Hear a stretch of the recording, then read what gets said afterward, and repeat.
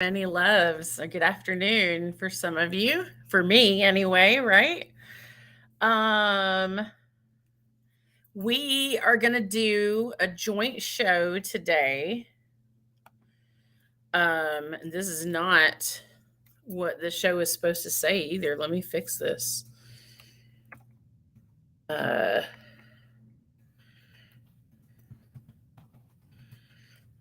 sorry, guys. I use that term uh, fluidly. So, Robin is gonna join us. Um, Let me send this link to her. Um, I'm a little frazzled this morning. Why am I frazzled this morning? I'm just out of it, I guess. I'm late. That doesn't help. So let me send this link to Robin. Paste. Link is sent. There we go. We are doing a joint show today. I don't have any lipstick on. I look a hot mess, y'all. Sorry. We're doing a joint show today about GAYDAR because, as you all know,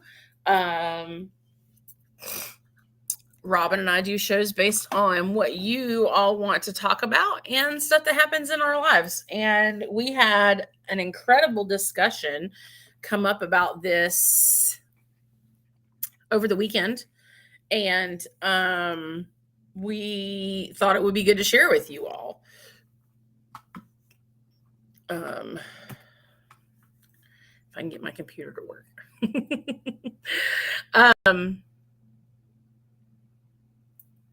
So we started talking about this over the weekend, and I really want to wait for Robin to start really talking about it for her to join me. So before we get into that, if you're here, say good morning. I'd like to see who's with us this morning, who's hanging out. Like I said, Robin's going to be joining us here in a few minutes. So we can do a double show today because we thought the topic was super interesting. Let's see. It's August 15th. I hope you all had a great weekend. I had a very quiet weekend. It was nice. I had some bubby time. Did I have bubby time this weekend? I didn't have bubby time. I had bubby time last weekend. I feel like it's been forever since I've talked to you all and seen you all. So, I was in Nashville 2 weeks ago. Yeah, so I haven't seen you all in 3 weeks. I hate that. I was in Nashville for a week, and then I was recovering last week from just so much. My son had surgery last week too. It's been a lot. It's been a lot going on. So, had a lot of fun in Nashville. Took one of my partners with me, and we had a blast. I can share some pictures if you would like.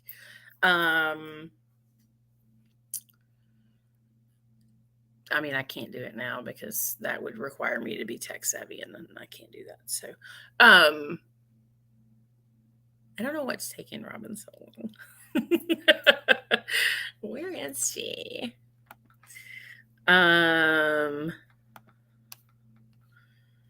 She's probably putting her makeup on and getting pretty. But yes, had a lot of fun in Nashville with one of my partners. Came back from Nashville. My son had surgery. And I don't think there was anything crazy going on this week, which is great. as you probably remember, Robin had surgery the week that I was in Nashville.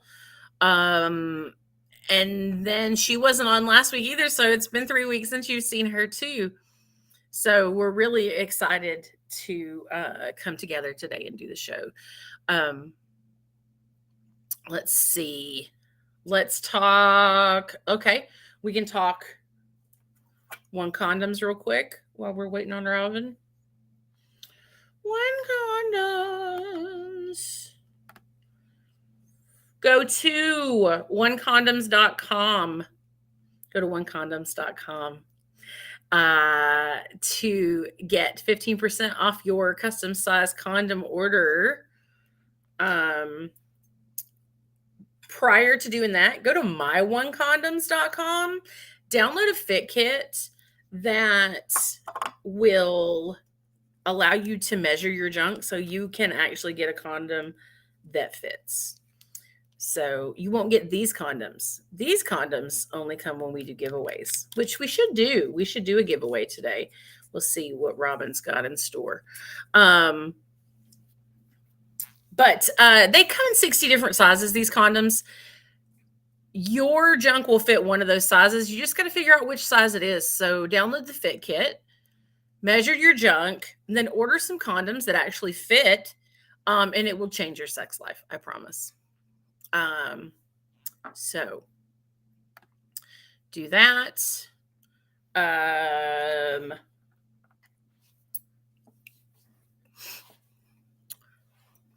She's slow. I want to hear how y'all's weekend went. So if you're listening, please feel free to comment in. As always, questions, comments, and critiques always welcome in the chat. And if you don't feel comfortable putting them in the chat, you can always private message me or Robin for that matter. And we can take your show suggestions or answer whatever questions that you may have. Looks like Robin's here. You want to give me the thumbs up and tell me you are ready? All right. Robin's here. Hello. Can you hear me? I can hear you. That's amazing. So I figured what we would do is just change the marquee at the bottom to Sex with Robin in the second hour. And I am on all of our streaming places. Perfect. When I originally did it, I did not put the right stuff up though. So it does not say GAYDAR with Mandee and Robin. Nobody should ever leave me in charge of these things. That's the moral of the story. Don't leave Mandee in charge. Fair. You know, I just woke up, so I'm still like, ugh. I have been up for like 5 hours and I'm still so That's totally fair. I feel like I'm not usually awake no matter what time I actually wake up. Right. Until 10 a.m. I'm not like usually all there. But I will say, because I used to be a nurse, I would still do everything properly in the morning. I just wouldn't remember. Right. We call that in my house being a mombi. Yeah. I'd be a nurse B. But I'll do mombi too, and I'm definitely in bed. But I only woke up half an hour ago. I thought I'd wake up earlier so I could do makeup, and then my alarm went off, and I was like, nope. I got no lipstick on today, so because I had to rush up to get up here.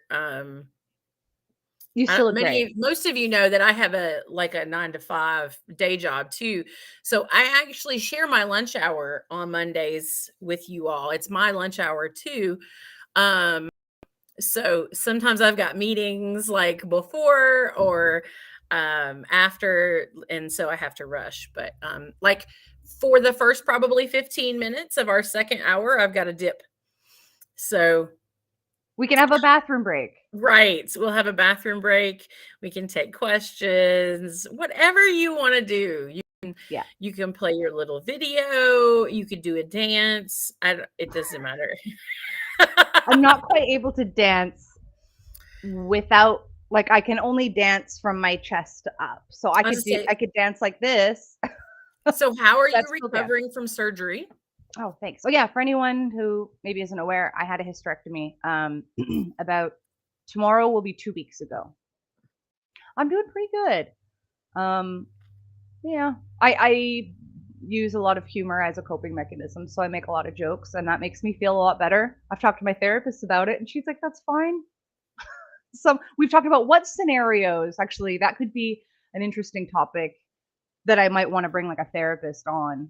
We were kind of discussing when it's okay to use those coping mechanisms and when it's more detrimental to you or your health, or when you Right. should, like when is it okay to use those coping mechanisms? Like, and I was like, this I think time it's I was like, this time is fine. We agreed. I can make as many jokes as I want because I've already made the choice of right. going through with the surgery.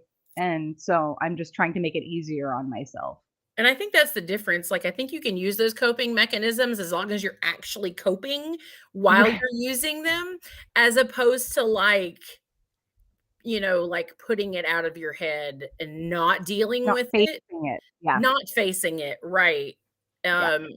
Because then they become like, they're not coping mechanisms anymore. They're, you know, in place of. I can't think of the fucking word right now. But But anyways, so I made a lot of jokes and I'm doing okay. If anything, I feel like I am in the kind of worst part of it, in that I have the energy to do stuff now, but if you but it exert that energy, you're and it hurts. exhausted. And it hurts to, and I'm like, I keep telling my friends, they're like, "How you feeling?" And I'm like, "Well, I'm feeling fine until I start doing stuff. But when I do stuff, it hurts." And they're like, "Well, don't fucking do stuff then." And I'm like, That's the hard part, yeah. I'm a horrible patient too, so so that's honestly like overall, yes, I'm doing well. The procedure went really amazing. Oops. The I did leave. I As I promised, I left the note inside my vagina for them to find while I was under, and it went perfectly. They found it while I was under, and they said they were really confused at first, but then they had a good laugh. So I just woke up very, very happy that I succeeded in that, and that they liked it and they weren't mad. can we And then talk yeah, about the nap? Can we talk about the nap? oh, it was really nice. It was really, really nice. I actually had a feeling like as I woke up, my first thought was like, "No, no, not yet. Right? I wanna Just go back to like 10 sleep. I'm more not minutes. done yet. I'm not Just give done me yet." 10 more minutes. Yeah. I had That's a the good only sleep. problem I have with anesthesia is so I've had a number of surgeries.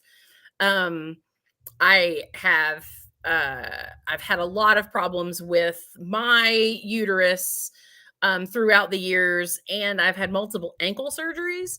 Um, and my organs just don't wanna work in general, so they've taken a couple of them out. So I've been under anesthesia more than a dozen times. Um, and, that's the only problem that I have with it, is that when it's over, I don't wanna wake up. I'm like, I've actually fought nurses to leave me the fuck alone. Oh, yeah, you were, like, Um, holding on to the yeah. railings. Like, I just want, 10 more minutes, just 10 more minutes. So, like, Usually, because when we I wake up, discussed. I'm like, "I wanna see my charts. I wanna see what are my vitals, like, how did everything go?" No, And I don't want him talking to me. Just leave me the the fuck last alone. time the last time I went on when I had my tonsils out, and I woke up and I was in a partially upright, sitting upright, and I knew the medical part of me knew that they only do that if your oxygen isn't great to help your breathing. So it was like I Ah, woke up and immediately I was like, "What are my O2 sats?" And like, but this time was different. This time I was like, "No, I do want to go back to sleep. Leave me the fuck alone." yeah, leave me But alone. then it was like, "Okay, now I'm awake. Actually, I don't wanna stay here." I was just focused on when can I go home? I wanna go home. Mm. And I one of the first things I said, I was like, "I really wanna smoke." And I was like, "I wanna go home just so I can have a smoke," because 'cause you're not even allowed in the hospitals here, you're not allowed to smoke outside. I do anyways, but I try to be respectful and keep my distance, but, like, on the, like, hospital property, there is no smoking, and I'm like, "I'll go to the parking lot, like, fuck off." Yeah. But anyways, yeah, so I was like, "I wanna go home because I wanna be in my bed. I wanna Mhm. be with my cat. I wanna be able to smoke. I wanna have, like, the things that I want, basically." But I had a very sweet roommate, kind of an older woman, and she was very, very sweet. But yeah, and I was like, "Get me out of here as soon as possible," and I was able to go home that night. So I went home, it was like 8 or 9 o'clock in the evening, and I was very, very happy that I didn't have to stay overnight because I just wanted to be in my own bed. And see that Rylan had the opposite. Sorry, my middle son had surgery this past week, and it was an outpatient surgery as well. And he was scared to go home. Yeah, I've been there. Um, and to be honest, I think they should have kept him because I am not qualified to deal with Mm, what is going on back there. right. Um, I can clean up as a mom, I can clean up feces, I can clean up vomit. I can clean up small amounts of blood, urine.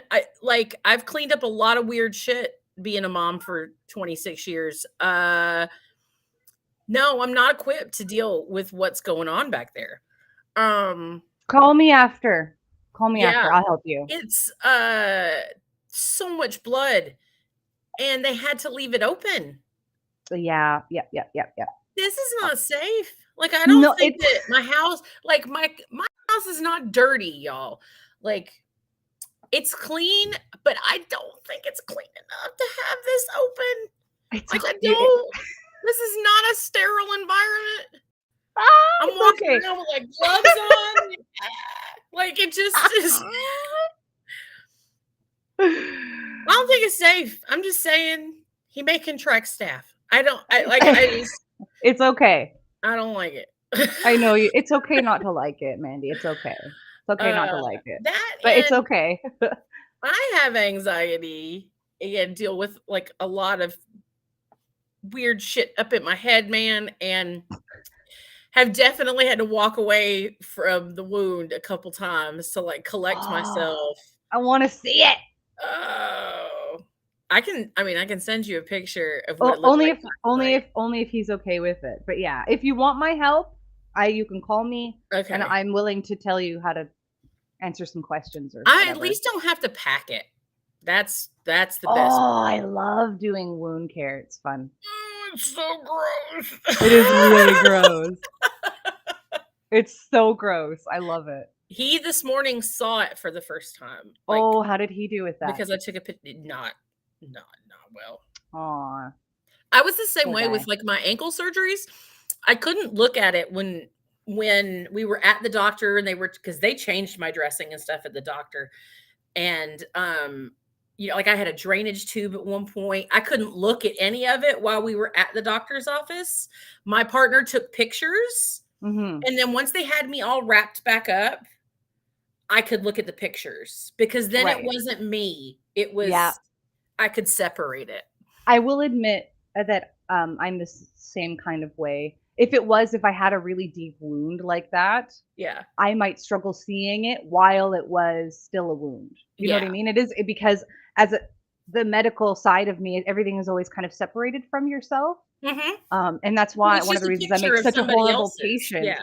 because if someone is bleeding, like, quickly and profusely, I'm I'm trained to stay calm and to handle it.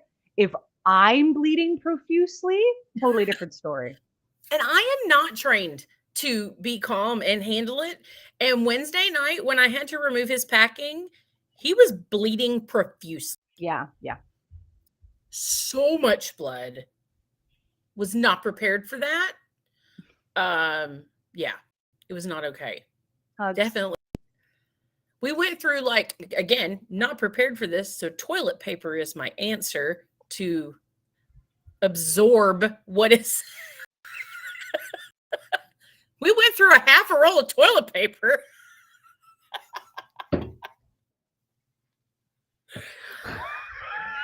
I'm not sorry to yell in everyone's ear. I'm trying not to. I'm not putting toilet paper like on the wound. I'm just talking about like catching the. I feel like toilet paper would make everything so much worse. It's what absorbs it, Robin. It's what absorbs it. But it's like too absorbent, you know what I mean? And it would just make everything so red. Like I feel like it would just make it look like there's more blood than there actually is. Blood. That's why it's so funny. I just feel like I see just it went and just made you like, ugh, like that would freak you out more. Emery just I would kept suggest wadding. paper towels would be a much better solution, but if you My don't daughter have just those, kept making like huge wads of toilet paper and passing them to me. wow. And then I would just throw the used one and then new wad and like it because it was so much blood. And like 15 foot of packing in that sucker. Like nice. not It's like nice. It's like magic, like a clown It when just you're kept like going and kept going and kept going. I was like, okay, we're probably grossing everyone out we right are. now. I'm so sorry, y'all. We Nobody has messaged in and went like, please stop. okay, to kind of bring ourselves back, and because we are going to talk about GAYDAR, but I know that you were asking about my recovery, and I did want to answer a couple of sex questions that I had and other people have had in terms of my recovery. So it was funny because, you know, when most doctors will be like, okay, so 8 weeks until you have sex, they're going to assume PIV, right? And so I was really, really happy that my doctor, who I've mentioned before, I really loved him. He was super sex positive. He made it very, very clear because we hadn't covered that, and I didn't think to ask until right before the surgery. And I was like, wait. I have sex questions. And he was like, oh, right, sorry. And he goes, you're wheeling. I can see you wheeling back, like they're putting the mask. You're like, wait. Oh, it wasn't that soon before, but it was like it was right before going into the OR. It was like, any questions, babe? I'm working. What's up?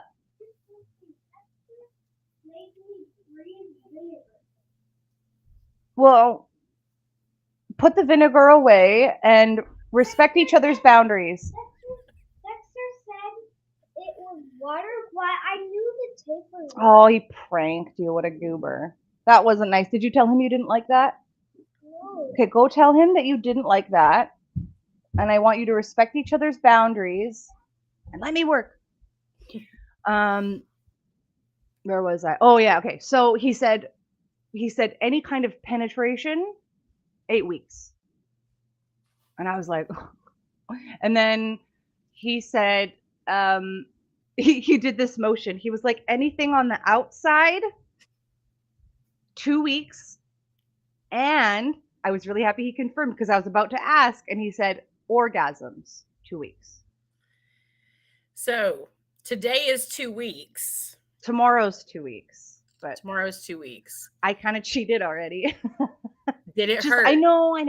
Okay, yeah. And what I did, it was like a few days ago, and I was like, I really just want to have a quick orgasm. Like, that's all I really wanted. And the first just a little time one, it came up, not a big one, not like a. I was like, I just want an orgasm or two. Or two. I could just have an orgasm or 7. It would be okay. So, and I'm going to tell you what I use, and because I have actually been reviewing this, and I thought this would be a good way to review it. Is it's called the Rose, and it looks like you that. Guys and have it's all seen this on your social media. Cup. I know you've seen it on your social media. It's silicone, and this, it's like a little it's flat on the inside, and then when you turn it on, it does the like back and forth, the suction. Where's that? And you can't. There's only one button, and it's on. It's actually very quiet. And it's waterproof, right? It's waterproof. Because it's silicone. Everything that I see on anytime I see the ad for it on social media, you see the water shooting out of it. Oh, like they put water in it? Yeah, they put water in it so you can see the pulsing. I'm going to go put water in it. But yeah, you can see the pulsing then if the water's in it. And it's supposed to be amazing. So I'm really looking forward to this review because I have almost bought one. It's supposed, like I said, it's been all over my social media. Maybe you all get different ads on social media. I know, but right? I get the ad for this thing all the time. Okay, let's see. So there's water in it. You're just gonna make a mess. I know. I gotta hold it in your lap, not over your computer. No, I've got it like okay. It's above the floor.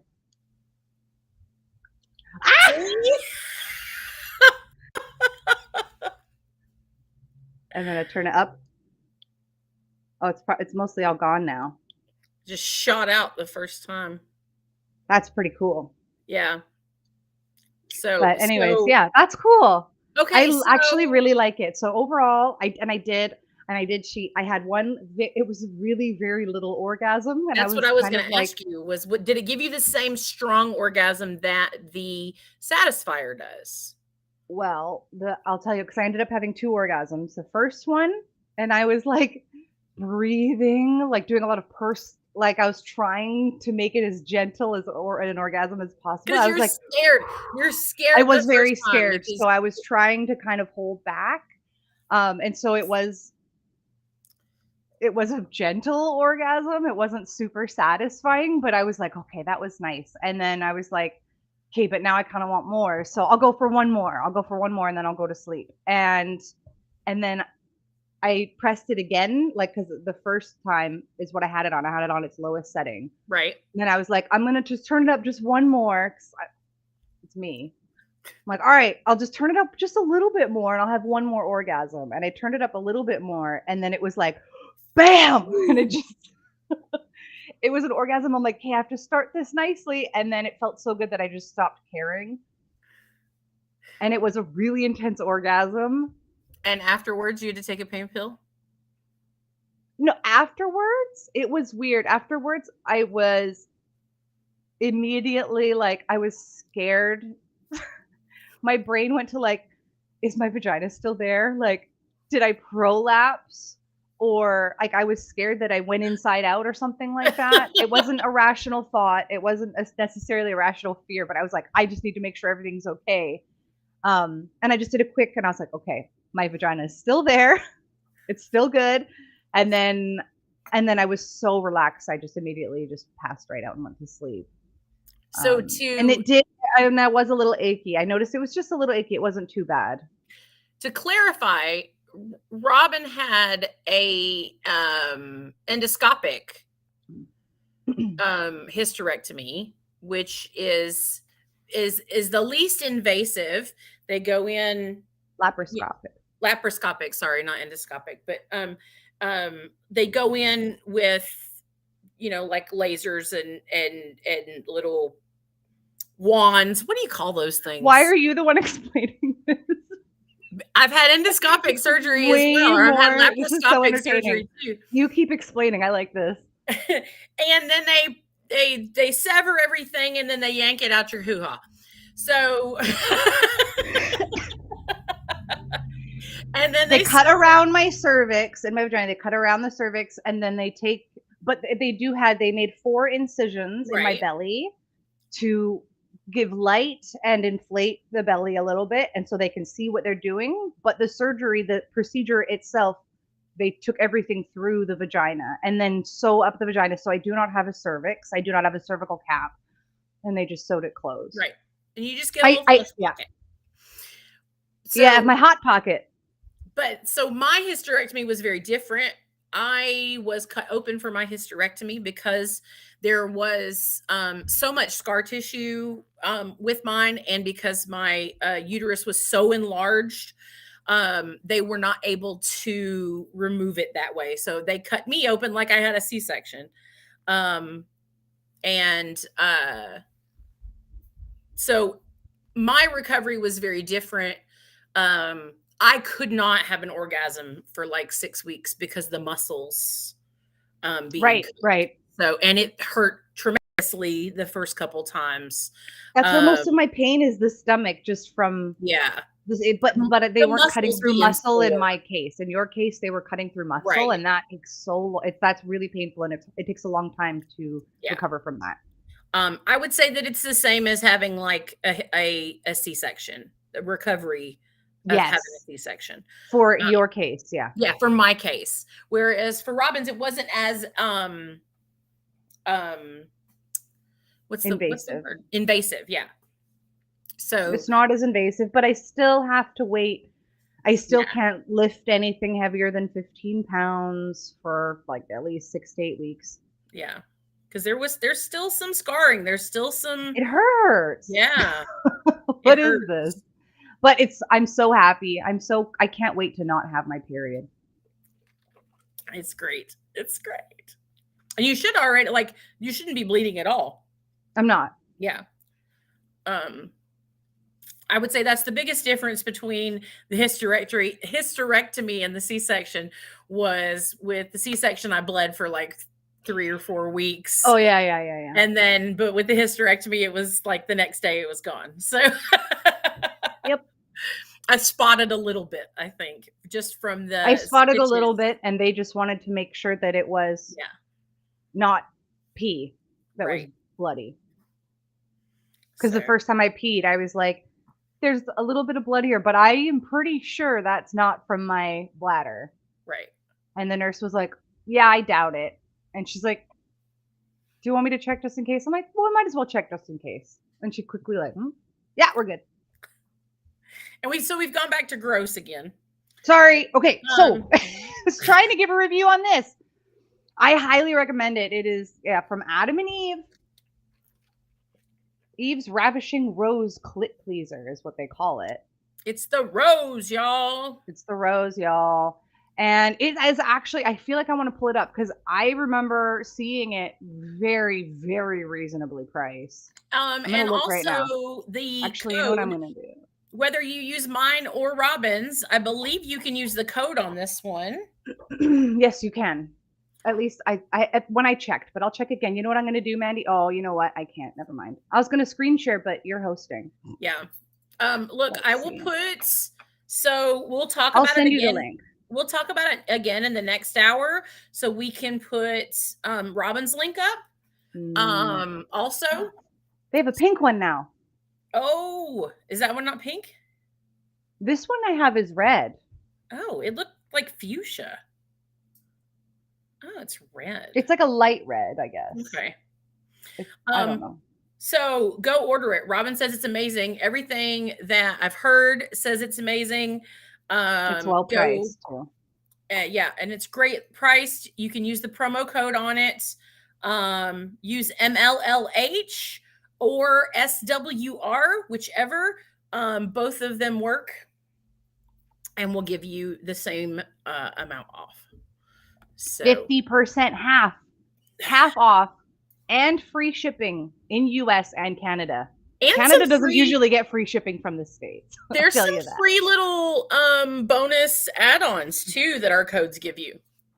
Yeah. So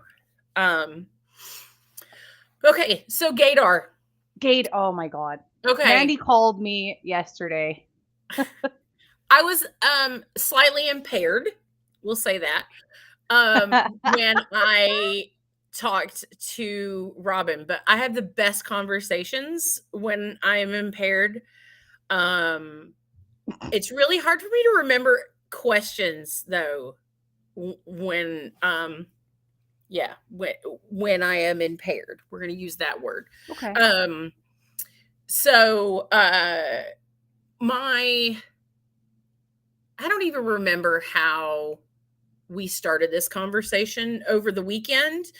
But there was, we brought up GAYDAR. My youngest, my daughter, is queer, as am I. My son, and this was part of the conversation too. Yes, so this is a question that I'm also like, let's discuss this one if he's okay with us talking about him. He absolutely is.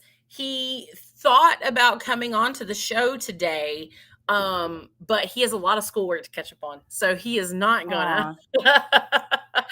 He's so responsible. Yeah, You're a responsible kid.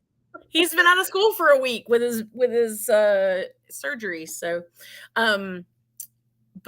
so I don't even remember how, like I said, how we started talking about it. But my daughter and I swear by GAYDAR, that it's a thing that queer people have.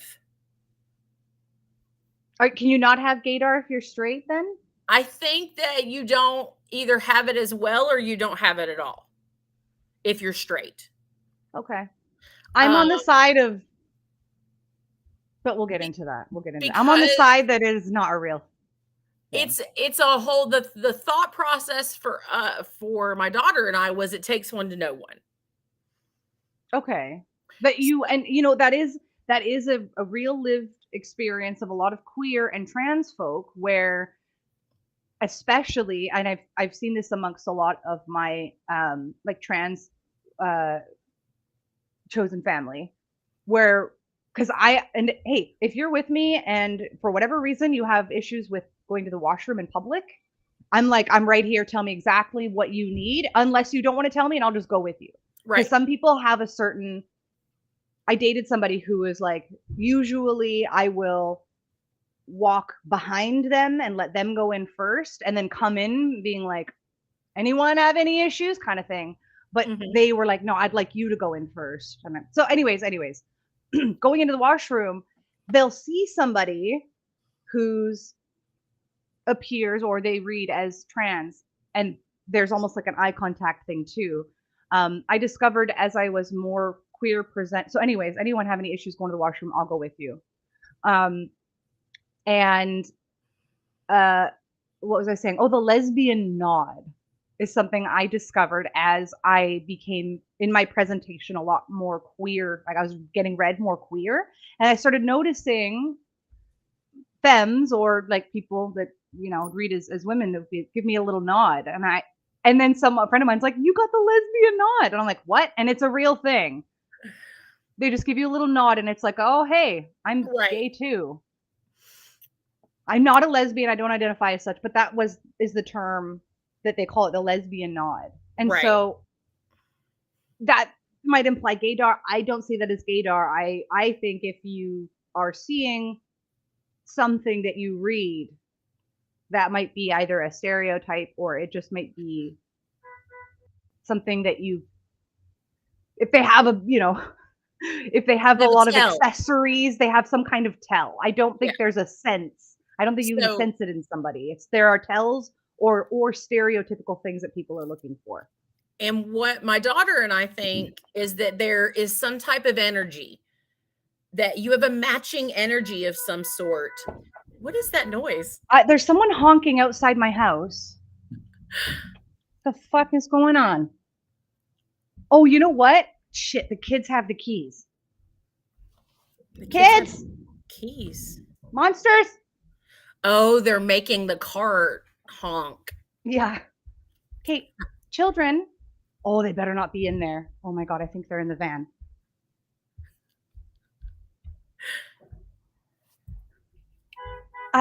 Fuck. Mandy, my children. Okay, go deal with it. I'll be right back. I think my kids are playing in the van outside. I'll be right back.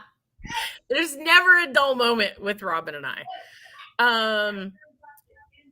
So the question that we're discussing today is gaydar. When do you go back to school? A feeling, like an energy, like without tells, without your stereotypical tells that people have, that they're gay or that they're queer in some way. I was just recapping. Right. I was just when are you back in school? So yeah, so Emery and I, and my youngest, and I swear that there is just an energy. There's a like you're one of us energy. We're of the same people energy. But my son swears that it's only tells and you can't, it's just stereotypical tells, and that if you went into a room with your eyes shut and your ears shut, that you couldn't tell if some, like, you wouldn't have gaydar then. And I beg to differ. I disagree. I think that as long as people told me there were people in the room. Like, you're put in a room, blindfolded, you can't hear anything or see anything. You're just gonna sense the gay energy? Yes! I'm telling you, I can sense the gay energy. This is a very gay room. A person in front of me. No. It has to be a person. I can't tell if the room is gay. You put a person in front of me, and I'm telling you, I believe this is, I've not tested this, obviously. I want to test this with you. This is not based in science. This is all based in theory and claim. But I think that I could tell. I think I could tell. I love that about you so much. I really, truly do. And I want to test it. Like, yeah, and we were talking last night about, like, okay, what if we had like 10 people in a room and they're all straight and one person's queer. Could you, without being able to see or hear, like, would you know, like, there's a gay person in the room? But do you remember where I said the fault in this test was? Yeah, you said that you wouldn't be able to find 10 just straight people. Everyone would. Right. The There's problem got to be at least 10 just straight people, but the problem is I don't know that many straight people. That's the problem with Robin doing this test, is she doesn't know 10 straight people. Or even 9. But the problem that I think is the fault in the test that I see is that I don't think that if you pulled 10 people that said they were straight, that they would all actually be straight. That they'd have to be or they'd have to be honest about being straight. Right. But I think there's a whole lot more queer people out there than acknowledge it. I agree with that. So I think that a lot of people say they're straight. They think they're straight. They present as straight. They live a straight life, whatever hideousness that might be. Living a straight life. But that there is an element of queer to them that they just may not acknowledge or know is a queer element. And that's how we started talking about this, is because I told my daughter that someone was queer and they just don't know it yet. Oh, okay. Yep. And she agreed. She's like, you're right. I think so too. But and there's nothing that we can put our finger on. Oh, like, you're like, what is it that makes us? I don't know. I just have a feeling. And my son called bullshit on that. So I kind of think it's bullshit as well, but that's okay, because I'm here for the discussion. But, like, because I feel like if this was the case with you, if like 1,000% you had this ability going among that, you could make so much money being like the queer detector. You just like hold their hand and you like close your eyes and you meditate. A very the queerness. Star Wars Yoda thing. Yes, you could make money if you could tell someone whether or not they were queer. I think I would get beat up. You'd probably get beat up. Yeah. I mean, in Georgia, probably. Right. Here? Nah. That'd be fun. I'm a circus freak. I'll just take that. How about that? People would be bringing their children. Tell me if my child is queer. I do. I think that I can sense it. And I do think other queer people can sense it too. But if you're straight, you may not be able to sense it, or you don't sense it as well. Right. I'm all for, I think it's all tells or stereotypes. Right. Where people say things like, I hear this one all the time. And actually that show, The L Word, really did a lot. It's a great show. They did a lot of good stuff, but they did a lot of damage in terms of stereotypes and like racial stuff. But anyways, in The L Word, they had stuff like, oh, just look at her hands, look at her fingernails. Right. If they're short, she's queer. Right. And I'm like, that is 1,000% a stereotype. I have short nails, not because of everything I do with my hands. Actually, a lot of it came from being a nurse. Because you really have to keep your nails and your cuticles well trimmed and clean. And so there's that. And then I didn't actually have really short nails until after nursing. And now it's like I can never go back. It bothers me if they're not really, really trim, because all I think of is all the stuff that gets underneath, and it's what I'm comfortable with. There is a sexual side, and I do make jokes that I actually, there's sexual reasons I take very good care of my hands as well. Because I'm like, these are my go-to sex organ, basically. So I do try to take good care of them. I don't want to break a finger or hurt a hand or anything. And also, if you have cuts on your hands, I mean, I usually wear gloves anyways, but that's something to be aware of. Anyways, and you know what? I know a lot of queer women that have really long nails or fake nails. That doesn't mean they're not queer. And so these are mine. They're not fake, but they are long. Thank you. And I just wear gloves. I wear gloves with in the fingertips. Cotton balls. If you have like really long nails, and then you put gloves on. But that, I know a lot of people, and this is where my argument of no, it's not real comes from, is that I know a lot of people that say, for example, that are like really feminine women that are queer, and they're like, I never get hit on. I never get the lesbian nod because I read as straight, because I'm not going with certain stereotypes. Maybe their style is really femme, or maybe they have a job where they have to kind of dress straight or something like that. You know what I mean? And so they get really frustrated. And I have known even clients that have been like, do I have to cut my hair short and wear flannel in order to get hit on?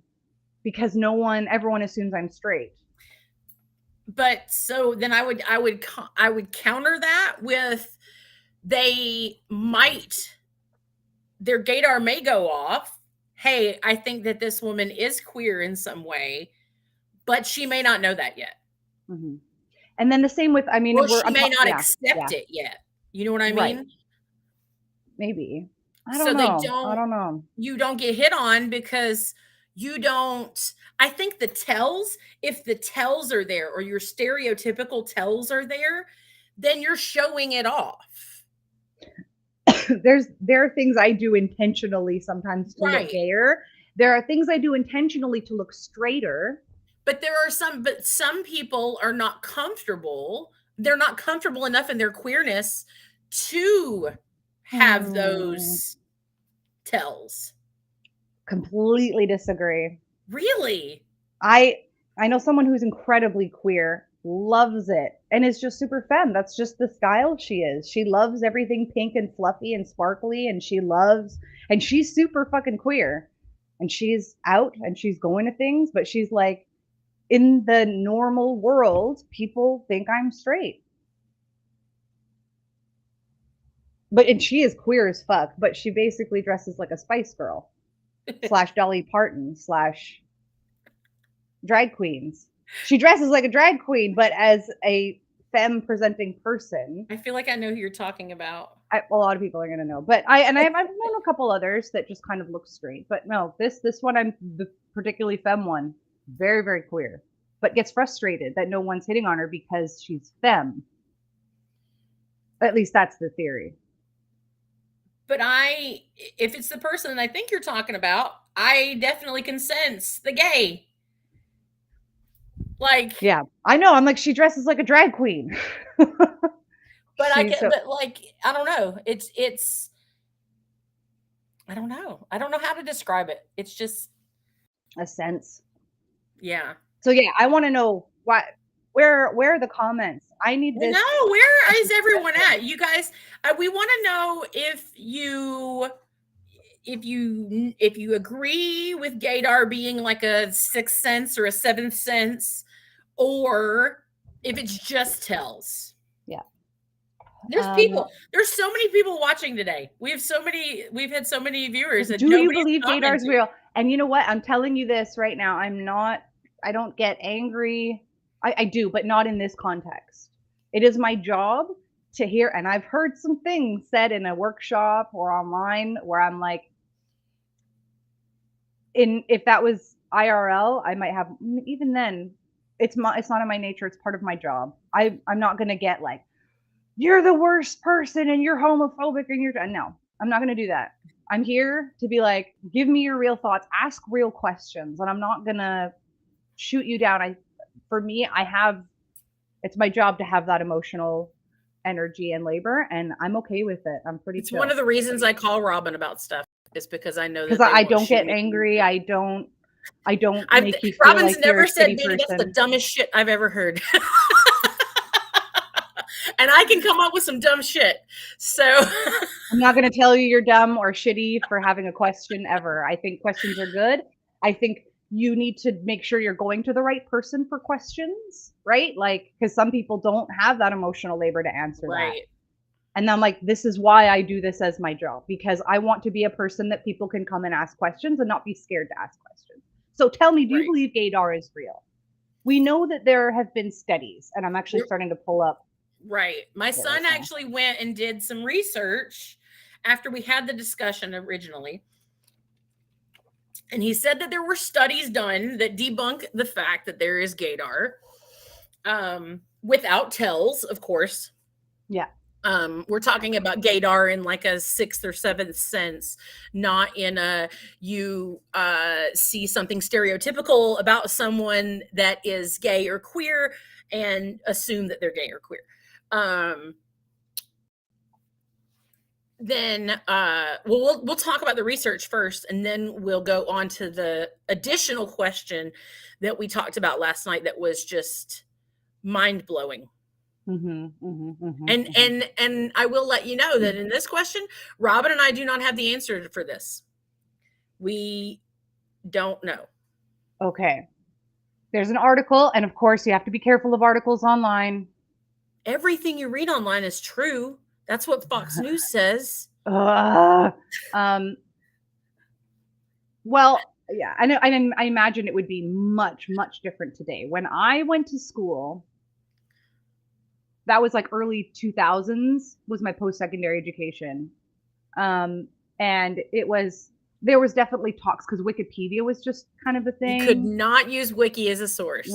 And so it was like we had to define what was a reliable source. Yeah. And I know that would be much harder to do today. So just for clarification's sake, this is an article from Vox. Oh, Vox is good. I like their articles a lot. And I believe, I want to see if they have what? Okay. They have some research cited. If they have some research cited. This is, let me see. A researcher, Michael Kaczynski, who is a Polish psychologist who studied human behavior, blah, blah, blah, blah. And it sounds like he basically created a program, like a computer program, to try to detect GAYDAR, to try to take out that as much of the human element as possible.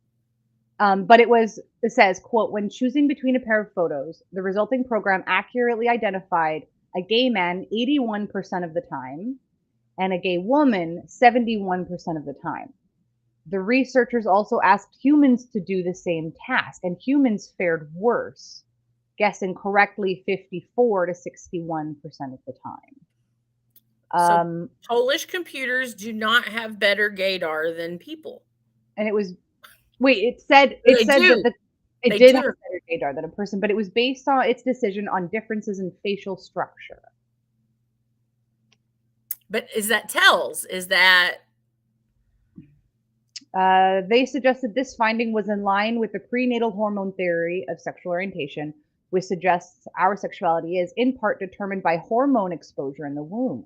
Right. That's what. That's really interesting. My son, I think he read this exact same article because he brought that up last night. Whereas the one of the things that makes us is how much, you know, that defines our gender and our orientation is prenatal, and it depends on what hormones we're subjected to, or that we're exposed to, or something like that. Something along. I have not, to be clear, I have not read the study, but that's what he was talking about last night. Interesting. Because I've seen the studies done where they'll just have like a picture of a face and they'll ask people, and this is something we were discussing. I was kind of like, what are the people, these humans, looking for on a face? Are they looking, and if they're trying to detect gayness in a man, oftentimes people will look for things that are technically more feminine, right? So they're looking for really nice skin, maybe nice, clean cut, well groomed, or something like that. I don't know. Right. And I was like, that's stereotypes, because you can be a straight man and take good care of your skin, right, and still highlights in your hair, and like you can. That's not gender or sexual orientation based, right? But if there's actually a facial structure, and I do know there has been the question of hormones in the womb, and I know that there has been a theory that with each child you have, particularly, I know this was a long time ago. Somebody, I can't cite which research this was. It was years ago, but I had read a thing where it was suggesting that, say, if you had boys, each boy you gave birth to was more and more likely to be gay because of the hormones, that each time you have a boy, there is more and more of the like progesterone and the female hormones. And I was like, at the time I read that, I was like, I don't know if I believe that. Because I mean, I don't know. I have 2 boys, I'm pretty sure. I mean, my eldest is already quite queer. My youngest is the normal one. He's so normal. Yeah, I don't know. I don't know about that. I don't know about that one. Yeah, so, I don't know, because if that's the case, are you sensing hormones? Like, what are you sensing, Mandee? Okay, so I can't do pictures. Let's be clear. You have to be with the person. I gotta be with the person. It's an energy. I can't get an energy from a picture. We need to test this. We need to get it'll be like, okay. Oh, if we go to a con together, I don't know if people would allow this.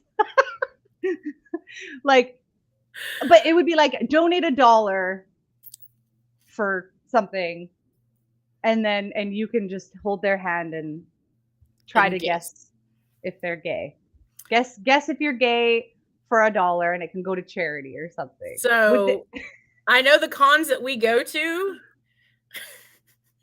This one's gonna be easy. I feel like some people might get mad, though. People might get pissed off at us. It's possible. Is that appropriate? Yeah. Like, is this appropriate for a lineup of people? You come, she'll just sit in a chair, test the gay detector for $1, and it'll go to charity or something. All right, folks, I'm changing over to Sex with Robin as the tagline here, since it's one. We're not going to switch like we do sometimes. We're just going to keep going. Okay. And that's easier, because I know a lot of people struggle with going people back do struggle. Trying to find us. Yeah. I got a lot of messages. How do I find Robin? Like, aw. So yeah, we need to find a way to. But anyways, that's an interesting. So then go ahead and reintroduce the show, just in case people are just tuning in. Well, should we play the video? I'll play my Absolutely. Little video. Welcome to Sex with Robin. No, that's not it. I will eventually get a video. Right? Whoa. I don't think that we're getting comments. Yeah, what's going on? Because I just... Is there an issue? I should see if anyone's texting me, actually. I just got a notification on my phone that there's been some comments. Let's see if I go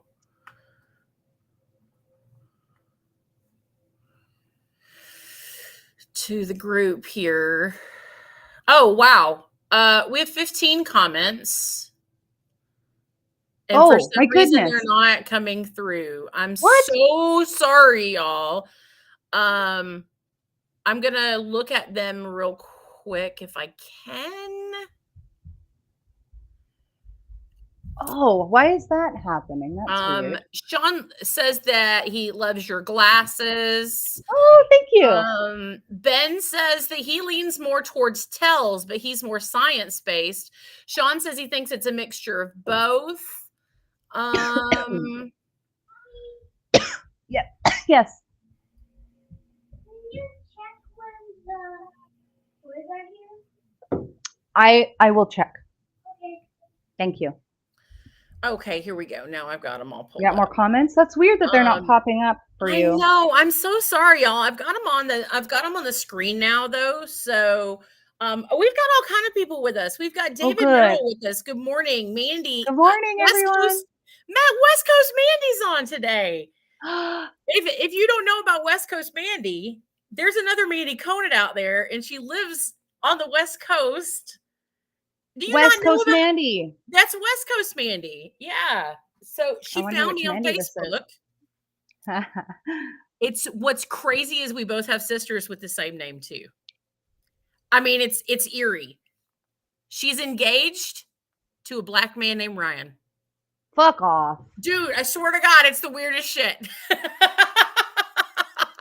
This is more than a doppelganger. This is alternate dimension on the same dimension. Maybe there's a mix up in the dimension. Yes. So that's West Coast Mandee.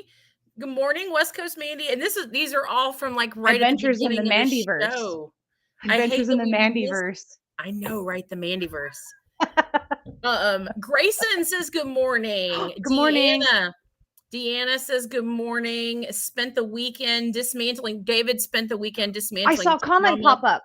I see it says dimensions converging. Uh-oh. Wouldn't that mess up space and time as we know it? Sean says hi. Ashley says, oh, she just got here and she was talking about the butt. I don't know what we were talking about there, though. We talking about the butt. Was it about Ryland's butt? Maybe about Ryland's butt. Ben says hi. Yep. Sean loves your people. I thought we were all alone. Now the comments are coming through. Now they're coming in. So weird. It's because it's my show now. Right. No comments on Mandy's show. I guess. But like I saw that we had a ton of viewers. And I was like, why are we not having any comments come through? This is so strange. I'm so sorry, y'all, that we missed them. I don't know what's going on. Keep the comments. Here's another one. We've been here the whole time. Yay! Aw, thank you. Thanks. That's Sean. Sean, thank you so much. And we appreciate it. So we can see them now. They're coming through now. They're coming through now for some reason. But yeah, tell us about what you think of the GAYDAR. And I kind of want to ask, is GAYDAR problematic? Because it is. Is it just tells? And so like when people, and I have seen a couple times where it made me cringe a little bit when they're like, oh, well, he's definitely gay because he has like a lisp, or because he's so femme. Oh, he's obviously gay. And I'm like, right. You know what? I have known, and they're still straight. They still say they're straight when they're going into their 40s. When in high school, you know, I had a good friend and I thought he was gay. Everyone thought he was gay because he was kind of like a little more femme. Right. Another one in Mexico. So I know this isn't just here. A good friend of mine in Mexico, I totally thought he was gay. And everyone did. And he was like, what is it? And he has a little bit of a lisp, and he's kind of like cute and friendly and like non-threatening.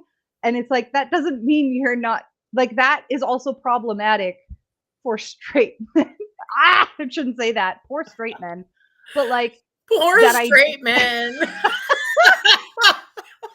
and also with gay men, because that doesn't mean that gay men can't be threatening.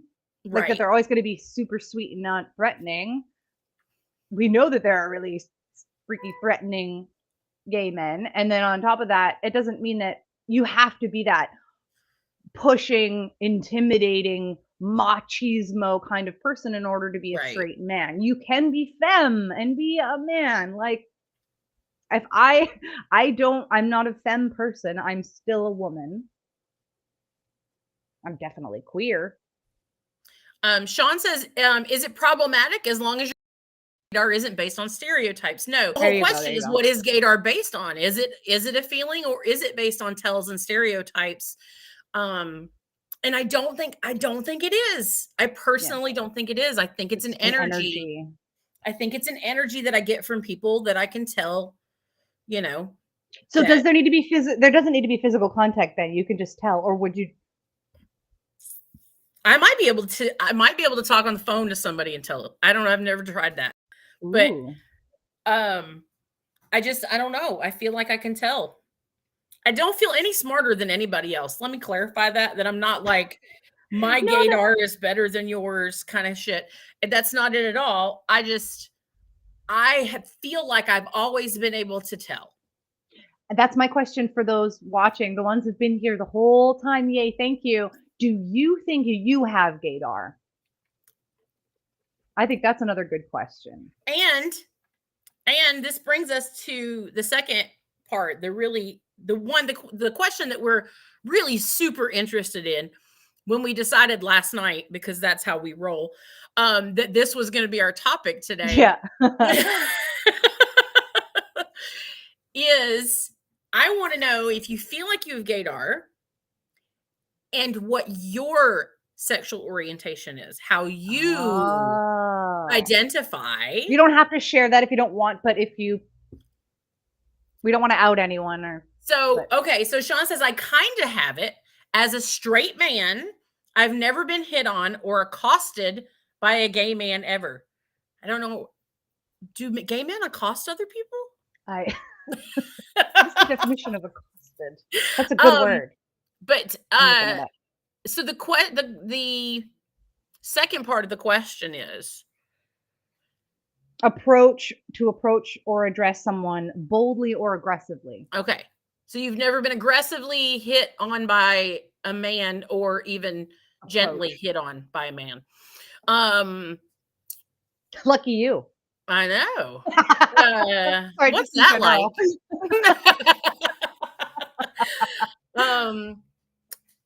So my theory is that if you're straight, if you are as straight as you think you are, then you won't have gaydar, or it won't be as strong as someone who is queer.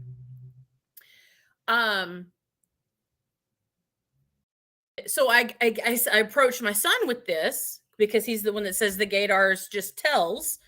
And I said, because you're straight, then you won't have gaydar. Mm-hmm. And he said, am I straight though? Oh, this is a big one. This is a big question, y'all. My partner is non-binary. So is he straight? If his partner is non-binary, is he straight? And so we started talking about it again this morning because I asked him if he would come on. And I said that I think this is my opinion. Again, no research has been done in this. This is just strictly my opinion, like you guys always get, because it's really just Mandy's opinion for an hour. Love it.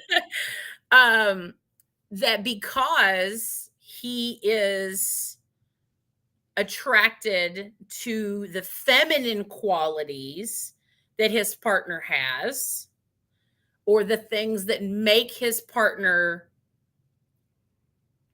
feminine or a woman. And I'm trying to be delicate with my words here. But that's what makes him still straight. Mm-hmm.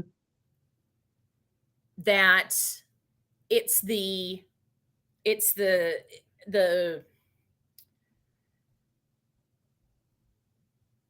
feminine side of things that he's attracted to. Then we get into the question as to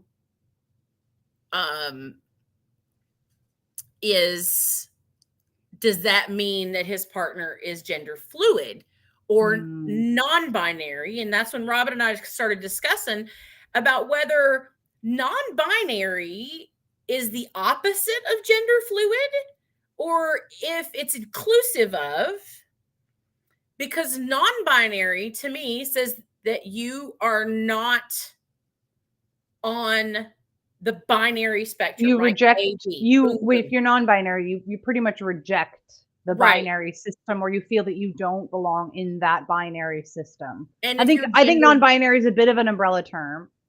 But if you're gender fluid, that means you're more fluid on the spectrum, I think. You're fluid on the spectrum, but it doesn't have to be a binary spectrum. True. I think gender fluid falls under the umbrella term of non-binary, because like gender neutral would fall under non-binary. Okay. So non-binary is more of an umbrella term like queer is. I think so. There's also, I mean, and I think an even bigger umbrella would be gender non-conforming. Okay. Sean says, I was trying to make the point was that straight men are freaked out around gay men because they fear the same thing from them that straight women fear from us, the catcalling and the harassment. Yes, exactly. Thank you, Sean. Sean's a great guy. I met him in an ethical non-monogamy group. Nice. Like in the middle of the pandemic. And we connected on a lot of stuff. And I have definitely seen a lot of the gay men that get really exhausted by straight men fearing them. And I've seen it so many times where they'll be like, to a bunch of gay men, we're in a house, we're hanging out, and there's like that one straight guy, and they'll be like, do you want something to drink? And he'll be like, I mean, like, you don't have beer, do you? I drink beer. And they'll be like, we know you're straight, sweetheart. It's totally fine. Like, they'll be trying in a way to be like, I'm straight, don't hit on me, in a really subtle and maybe sometimes not so subtle way. And they'll be like, sweetheart, we know you're straight. You're safe here. Yes, we have beer. Like, here, have a beer. Because there's so much of that okay. Beer. But see, that brings me to a whole different story that backs up my point. That the gay men know that he's straight. Yes. They know he's straight. He doesn't have to ask for a beer. He doesn't, because it's GAYDAR, because he's not on the GAYDAR whatsoever. Let me explain. My very, very good friend, John, and he tells this story all the time. He's not going to mind me telling it. I'm 100% sure. John used to be very introverted and still is at times. Very shy, unless he's drinking. If you've met John, if he's drinking, it's a whole different John. I have a hard time understanding him because his accent gets so thick. It does. But I love it. So he, as a way to get out of his comfort zone, he decided that he was going to go dance at a male strip club, like a gay, like a gay male strip club. You may have heard this story before. He's told me this. Listen, I like it. He did it to get out of his comfort zone, to kind of push himself, to be out there, to be more comfortable with his body. And And so we went and he joined this contest and he won the contest. Yeah. I don't know how he won the contest because he was so awkward up there. I love him to death, but this was not his calling in life. Maybe that was what was so endearing. But so when you win the contest, they offer you a job there. Cool. Yeah. He didn't necessarily want the job there. He wanted to know he could do it. So we went, me and another partner at the time. John and I were partners at the time. Me and another partner went, and a good friend of ours went. And we all went to support him and stuff. So he wins. What was so funny is that Jerry, my nesting partner, got hit on so many times that night. He never bought one drink himself.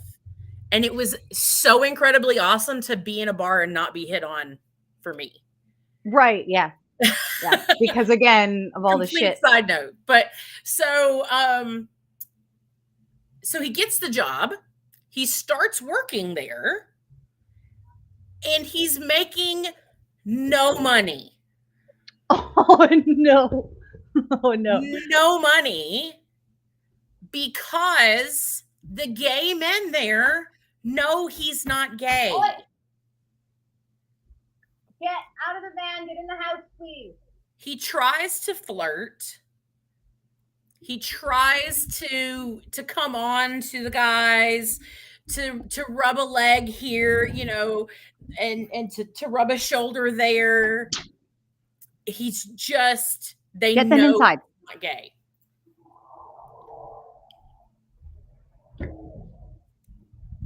I forgot I was listening. I was just also yelling at children. They're in the van again. So I'm so excited for them to go back to school. So the gay men in the club know he's not gay. It doesn't matter what he tries to do. Yeah. They know he's not gay because of GAYDAR. Because John's as straight as they come. Like he just is. I know. It's your phrase. Yeah. Straight as they come. He's super, super straight. And never once has my GAYDAR gone off for him. And obviously, no one else's GAYDAR goes off for him either. Because he made zero money doing that. They knew. They would tell him. They would go, honey, you're not gay. But I am surprised he didn't make money because there is they would a very big fantasy. There's a very, very big fantasy. Because I know I like gay male porn. Any of y'all like gay male porn? There's a ton of like straight guy experiments, or like straight guy does it for the first time or something like that. It's a really actually a very big fantasy. And so, yeah. This comment. Can you do the Beavis and Butthead voice? I can't do it. I used to be able to. Let's hear. Can I hear it? No, because I'll call you afterwards and do it for you privately. Okay. I feel like it's been way too long since I saw Beavis and Butthead. I used to be able to remember what they sound like. They revived it, and it's on MTV again. What? Yeah, new shows. I just sounded super Canadian. Did you hear that? I did hear that. I was like, got a bunch of new shows there, eh? New shows. New shows.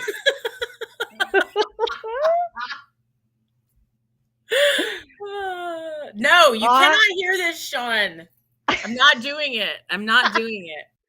But at the same time, and this actually brings up another question, because we're talking very specifically about quite binary gay. What about like people that are maybe more fluid in terms of sexual orientation? Maybe they're bisexual, maybe they're pansexual, maybe they're homoflexible or heteroflexible, or, you know, there's a ton of different terms. Because yeah, I feel like sexually I don't care. I'm just like, I kind of attracted to people. I don't care what shape your genitals are in, or like how hairy you are. I don't care what pronouns you use, because to me, I'm kind of like, we're all just I know that sounds kind of cheesy, but I'm just like, I'm attracted to people. Right. No, that's for sure. I would say that I identify as pansexual because of that fact. Because can you be just people sexual? Can you just be, you know what I mean? Like that's, I identified as bisexual for decades before the term pansexual was available. And then someone explained to me one day the difference, and I was like, "Oh, well, that's me to a fucking T." Like, same. That's a way better explanation as to how I relationship and how I am attracted to people. That's way better. So that's my word for sure. Yeah, I think I got that when I started dating somebody who was gender neutral. Oh, okay. And we were kind of like, what? Because obviously that just completely tears apart the binary. And I'm like, so do you think that's the answer that we were looking for, is that he's not straight, he's pansexual? So when you're with your gaydar in particular, Mandee, would you, because you say you read me as, you can tell with me that I'm not straight. So is it less of a, I can tell you're gay or I can tell you're not straight?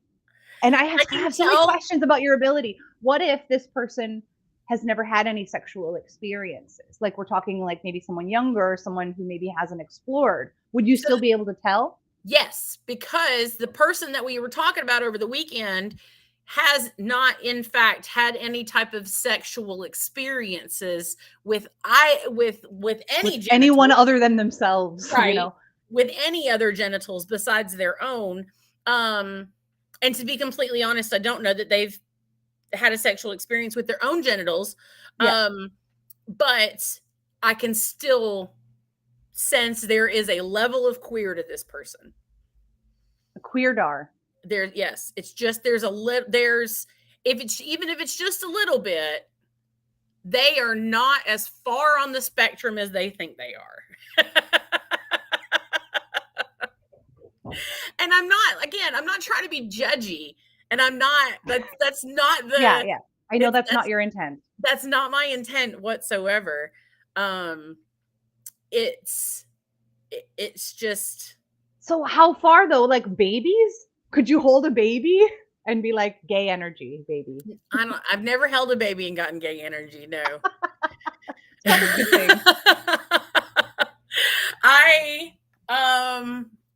What's the youngest you'd be able to tell then, right? I have so many questions. I could tell that my daughter was queer when she was 4 or 5. Okay.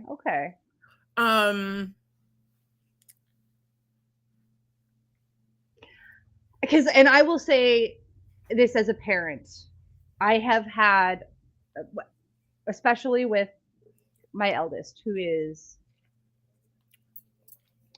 with both of my kids, I've never gendered things. Like, from the age of a baby, I would literally just hold out a bunch of soothers in the store and see which one the baby grabbed, and I would get that one. Right. And because I remember when Dexter, my eldest, when he was just a baby, and he had a little pink soother. And that's a pacifier, right? Oh, a pacifier, yeah. Whatever you want to call it. We call it a soother. And so he had one in his mouth and it was pink.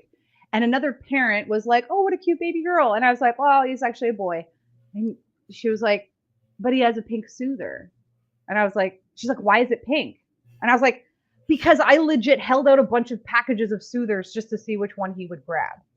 And so I'm not someone who's like, I refuse to give them anything that could be gendered. It's more just like I've given them options without gendering them. So it's been like, do you want the tractor shirt or do you want the flower shirt? Right. It wasn't, do you want the boy thing or the girl thing? And so I've done that with both of my kids since day one, just letting them pick which kind of toys, what kind of shows, what kind of colors. Like, and so my eldest, he would choose to wear pants and sometimes he would choose to wear dresses, and he loves dressing up, wearing wigs and dresses. He loves sequins. He loves rainbows and pink. He also likes superheroes and stuff. Right. My youngest, interestingly, doesn't seem to be, never had any interest in anything considered femme.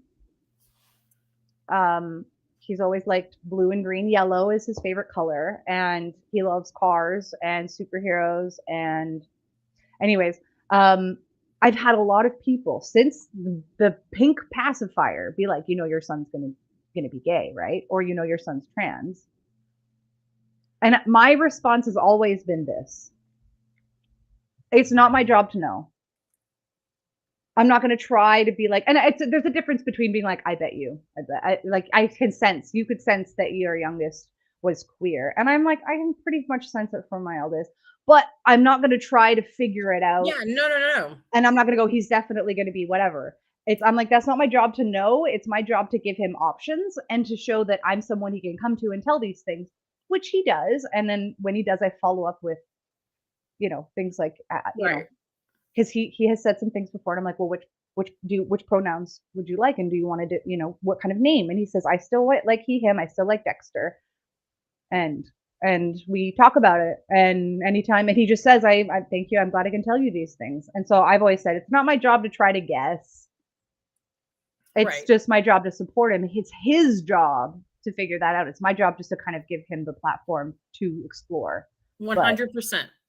So I couldn't tell you. I'm not going to try to guess whether he's going to be gay or trans. I'm just like, this is who he is now, and he's your kid and you love him. He's my kid and I love him, and I'm just going to try to let him explore and make sure that he can come to me and tell me anything or ask me questions. There's a little TikTok short that I saw not too long ago where it was a comedian, and he was talking about how this woman got pissed off because he misgendered her baby. And they were like, the comedian was like, oh, she's so cute. And the woman picks her baby up and was like, this is a boy. And he was like, oh, well, I couldn't tell because it's a baby. And she was like, he's wearing a blue onesie. And the woman talking's got a blue cardigan on. Yeah. You know what I mean? Like, what? And then so he was like, oh, I'm sorry, sir, I won't misgender your baby again. Like, I forget. I don't know. You have to say how funny it is how people don't give a shit when it's their dog. If you're like, oh, come here, girl, and they're like, actually, my dog's a boy. You're like, oh, sorry, hey, boy.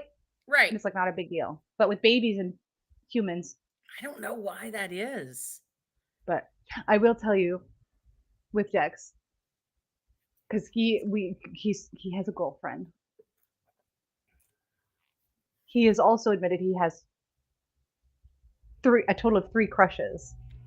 He has, because we've had that talk. He has crushes on 2 girls and 1 boy. Well, that's the update. I'm like, he's probably going to be a little more like me, if I had to guess, that he's probably just not straight, right, and definitely not monogamous. So I don't think he is. Yeah. So when my middle one was younger, my gaydar went off a little bit.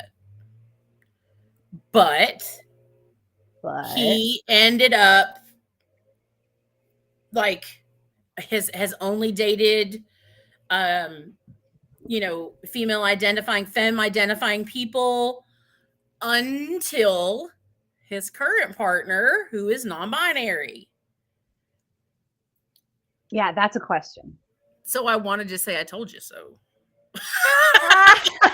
Okay, there's a comment here. Someone says, apparently my mom can. She knew my sister was a lesbian since she was 3. See? I think sometimes, yeah, I guess. But is it that tells? Is also but is it tells? Exactly. I feel like more for me, I was like, I don't want to judge too much because I just want to give him the options. And I also don't want to say like, just because he chooses to wear pink doesn't mean he's gay. Right. The only reason I'm starting to go is because he's starting to talk about crushes and he's got his first, girlfriend and stuff. Right. He's still young. And so I'm kind of like, yeah, go for it. If he decides later that's not the case. But yeah, back to, does that make you straight? Because I get that question a lot from clients where they'll be like, maybe it's a cisgendered man who's like, I'm dating a trans woman. Am I gay? Right. And I'm kind of like, I would argue no if this is a trans woman. Right. And that was kind of the discussion we had last night, was that we didn't feel like he was queer because it's his partner's feminine qualities. And then so he tells me today, as we're talking about it, he said, in my world, those aren't feminine qualities. They're just my partner's qualities that I like. Yeah. They're a person's qualities that I like. And I was like, mic drop. Like, that's a great point. Yeah. When I was dating somebody who was very, very gender neutral, like just didn't even want people to read them in one box or another. I am a human being without gender. Right. And this person was, not that it matters, but this person was assigned female at birth. And this person was like asking me, like, what about me attracts me to you? Because I think there was a little bit of like, do you see me as a woman question, basically. Mm-hmm. And it was like, is it my physical qualities? Is there something about me that's particularly femme that you're attracted to? And I was like, well, I do like your genitals, but I also don't give a shit what shape genitals come in. So I don't see necessarily those genitals as something feminine. They're just parts. But I said, if anything, I am attracted to, or at least intellectually, romantically, not as much physically attracted to our shared experiences. Being socialized as women, we can identify with a lot of the same things. Right. So when we have conversations, we just have a lot in common intellectually, but also there's some shared experience because they were legit. They were like, give it to me straight. Is there anything you see me as a woman? Do you think that there's anything femme about me that you're attracted to? And I was like, I would say, if anything, maybe some of our shared experiences growing up that I can identify with. I enjoy that about you. But that was it, that I could identify. And I think, I don't know. I think that my son would argue with me on this point, but, his partner, AFAB, assigned female at birth, and used to present female, used to present femme when they met. And was likely socialized as a woman growing up. Right. And it wasn't until they were just a quick shout out. Don't say raised as a woman, or like, just for the other people listening, or like used to be a woman. And it's like, well, the more correct way to say it is you were socialized. Your upbringing was socialized as XYZ. As femme. And it wasn't until high school that they really came out more as non-binary and identified out loud as non-binary. So I think that might have some type of sway in his attractiveness to them.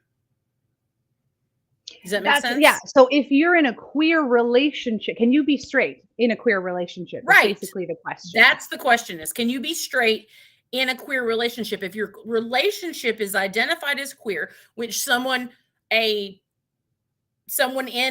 dating someone who's non-binary, that's a queer relationship.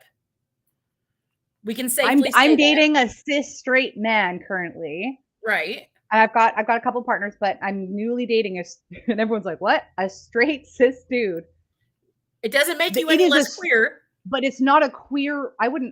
He's definitely dating someone who is queer, but I would call that a straight relation. Am I in a straight relationship? I'm in a straight relationship, I guess. But is it a straight relationship? That's a good question. Am I in a straight relationship with this guy? So if you're queer, straight, I'm queer. And I'm a woman because that's how I feel. Although my gender expression is very androgynous. I'm very androgynous in terms of what I like to wear and how I like to present, but I'm a woman and I use she, her pronouns. But there's a bit of the queerness there for sure. So yeah, he's straight. That doesn't change his straightness. No. But is it a queer relationship? I don't think that is a queer relationship. I think I don't know. I don't think that I identify as a woman, as femme, she, her pronouns. I am pansexual. But if I'm dating a straight man, I would say that that is a heterosexual relationship. Yeah. That's a straight relationship. But if you identify somewhere on the spectrum that's not maybe that doesn't swing heavy, no pun intended, to either side, then That's good. I like that. Does that make your relationship a queer relationship? And I can tell you where, because I can see some people being like, this is a stupid conversation. It doesn't mean anything. And I it can may tell not you, mean anything, but I can tell you where this does apply. I have an example of where this applies. Back in the day when I used to be vice president of MVK, Metro Vancouver Kink. It's one of the largest BDSM organizations in Canada. There's like 10 of us. I kid. Because people think Canada has a population of like 10 people, but okay, so I was vice president of Metro Vancouver Kink, and I created an event. It was a sex SOP, like sex positive or sex on premises, also kink friendly event. We had music and a dance floor, and there was also like equipment and stuff. So it was a sex on premises kink kind of queer event. It was called the Rainbow Connection, and it was very queer focused, like a safer kind of space for queer and trans folks to have a sex party, basically. And so I would get messages that this became a huge thing on FetLife. I got a message from somebody who was he's like, I am a man, I'm a cis hetero man, and I am in a relationship with someone who is a woman, but she's a trans woman. Are we allowed to go to this event? It's like that kind of thing. And that raised the question amongst the board of like policing, because we were like, if someone comes to play to this event is trans, but they're quote unquote passing, or they maybe they don't read as trans, we're not going to be like, are you trans though? Like, are you allowed to come to this event? Are you trans? Prove to us that you're trans. You know what I mean? Like, or if someone is queer and they want to go to the event, but they don't read as queer. So that became, in terms of event organizing, this is an event for queer and trans folks, but we can't police that, and we shouldn't police that. So it was kind of we're not going to say you can't or shouldn't go. We are very gently asking for queer and trans folks only. But again, what if that's your partner that is queer or trans? Right. Can they both attend that event? And I was like, I'm not going to tell you not to go. I'm just going to say respect the space as much as possible. And that's what we're doing here. We're not trying to gatekeep in any way. We're just really just trying to understand. As much as a lot of people like to, as much as a lot of people hate labels, they can be important. There's a lot of people that really need labels and that really use labels to understand other people and understand how to interact with other people. Labels in my world are important. So we're not trying to gatekeep these labels by any means. We're not trying to exclude anyone or tell anybody else what they are. We're simply exploring. We're exploring in conversation the things that we're just thinking about. We're really just thinking. It's good to have these questions. Yeah, it's okay. It's okay to have these questions. Yeah, if you're a straight person and you're dating somebody that is, I would say, gender nonconforming or queer, sexual orientation or gender identity, because I don't think that changes whether or not you're straight. But again, what if, like, for example, I know Brandon has said this very openly, so I'm just going to say it. He's talked very openly about how It's more just if they're kind of presenting more on the femme side of the spectrum. So he has played with people that are maybe more gender nonconforming, or that are, and if you say trans woman, that implies more of a binary. By the way, if someone is trans but somewhere else on the spectrum, you might use the phrase trans masculine or trans feminine, so that if they're not on the binary system, but that's the phrase you would use. So he's like, yes, I have played with or dated trans feminine people or non-binary people, and he kind of still sees himself as straight in that way, because he's like, it's still the feminine spectrum that I am attracted to. If there's a feminine component, he's like, that's kind of just what I'm attracted to, femininity. Okay, so that leads me to another question. Yeah. Is there a trans non-binary? Well, I would say yes. There's if you're non-binary, a lot of people say yes, that is trans. You identify as something different from what you were assigned as birth at birth. And I've had that question. A lot of people, if they're gender neutral, does that make me trans? If I'm non-binary, does that make me trans? And I'm going to say most people in the community will say yes. And gender fluid is trans as well then? It would be, yeah. Because a lot of people have this, like, am I trans enough? Am I queer enough? So for that question, and am I, exactly. And so it's like issues like that. It's like, no, if you identify differently from how you were assigned to as birth, I would say you can call yourself trans if you feel comfortable with that. If you feel comfortable with that identity, yes. If you're asking yourself whether you're trans enough, then you're trans enough. But if you're asking yourself whether you're queer enough, then you're queer enough. That's just let me know what you think, folks, because I feel like I'm just going off now. Right. And that's where I would like to ask someone who does identify as trans whether that's okay with them. That's non-binary, you know what I mean? Like, how I'm like, if you feel comfortable with that identity, if that is something that you feel, then yes, that's who you are. Because a lot of people are like, can I call myself queer? Like, am I queer enough? And I'm like, if you're asking those questions and you right. Yes. But like if you have a trans positive space or trans focused space and someone who's non-binary shows up, you know, they'll be welcome. Right. And you say they would be welcome, but I'm curious as to whether